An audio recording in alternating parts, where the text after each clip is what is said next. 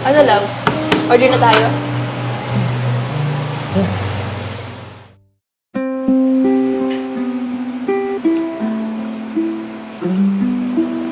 Hey love, tara!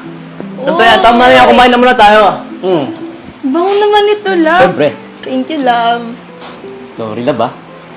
Kasi, ayan lang yung date na kaya kong bigay sa'yo. Pero yaman love, pagka nagkatrabaho na ako, i-date kita sa mahal na restaurant. Oh, di ba? Ano ka ba, love?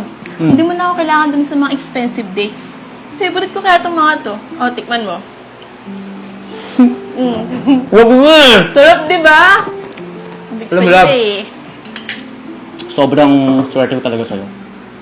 Bukod sa napakaganda mo, napaka-understanding mo pa. Love you. Corny mo talaga kahit kailan. Totoo naman eh. Like, ano ba yung ginagawa mo? Ito nga eh. Naayos ko pa eh. Aba, love! Ayun yung pangarap kong wedding natin. Grabe! Napaka-organize mo! Kumpleto na pala eh! Siyempre naman, ano pat naging wedding organizer ako kung hindi magiging bongga yung sariling kasal ko, no? Alam mo, love, napangako sa'yo. Tutuparin natin yan. Mangyayari yan. Grabe, ang ganda nito. Grabe! Di ba ito yung sikat na restaurant, love? Maraming kumakain dyan kasi sasarap yung food. Ano, love? Gusto mong kumain dyan? Ikaw? Ano? Tara? Tara!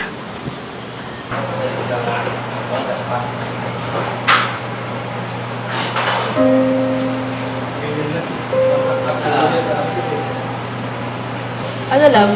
Order na tayo? Hello, ma'am, sir. Welcome to Tacolico. Here's our menu.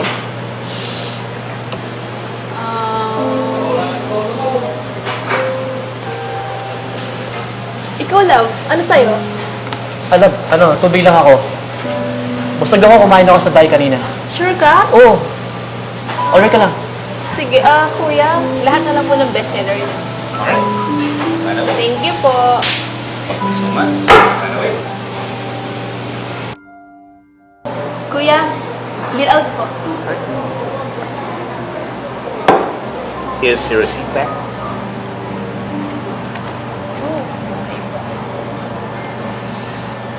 How's the food, ma'am? Goods naman po. Sarap po lahat yan. Thank you po. Uy, love. Ano yun? Ba't ikaw nagbayad? Bakit? Kala mo ikaw? Ano ka ba, love? Ako yung nag-aya, kaya dapat ako yung taya. Love naman eh. Ako yung lalaki. Ako yung boyfriend. Dapat ako yung nagbabayad. Nakakahiya. Ano ka ba, love?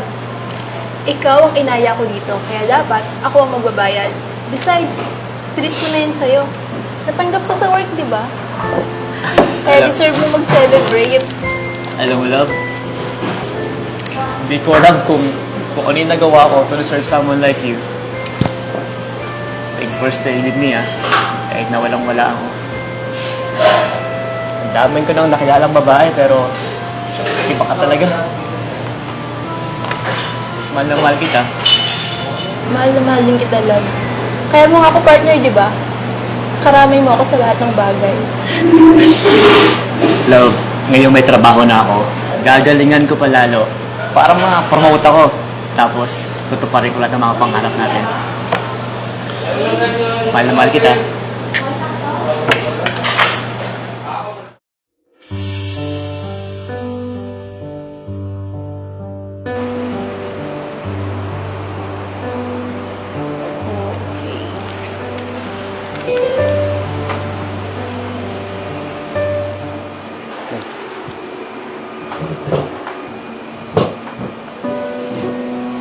Hi! Sorry we're late. Kanina ka pa? Hindi naman po. Kakarating lang din. Eh di mabuti. Love, si Eliza nga pala, yung wedding organizer natin. Eliza, I want you to meet Marky, my fiancé. Hello. Nice to meet you. Nice to meet you also. Love, alam mo ba, sobrang excited na ako sa wedding natin. So, sobrang excited ko. Hindi ko na alam kung saan sisimulan. Buti na lang talaga nandito si Eliza na tumulong, mag-organize, and complete na lahat. Babayaran na lang natin siya. Thank you, Eliza, for working with us.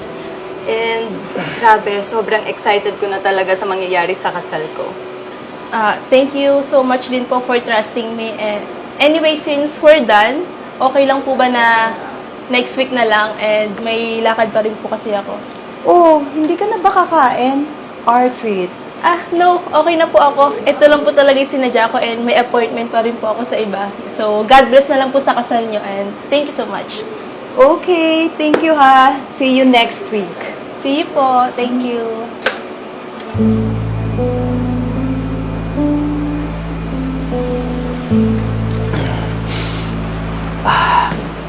Love, order lang ako Sandali lang. Okay.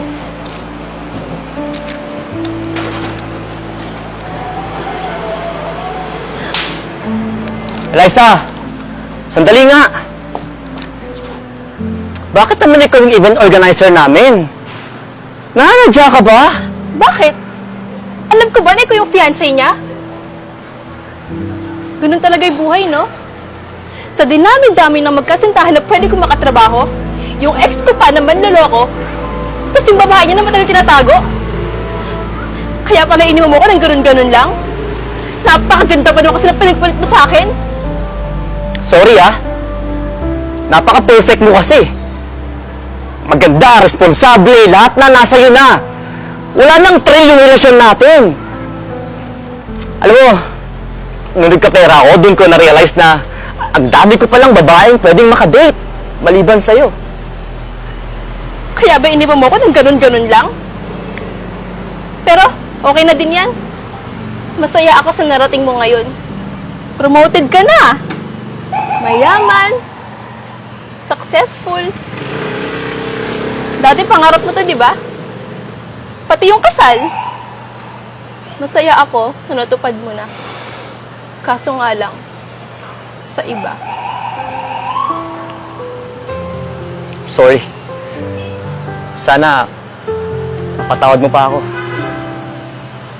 Matagal na kitang napatawad. At matagal ko na rin tinanggap na baka ito talaga nakatadhana sa akin. Na mahalin ka noong mga panahong walang-wala ka.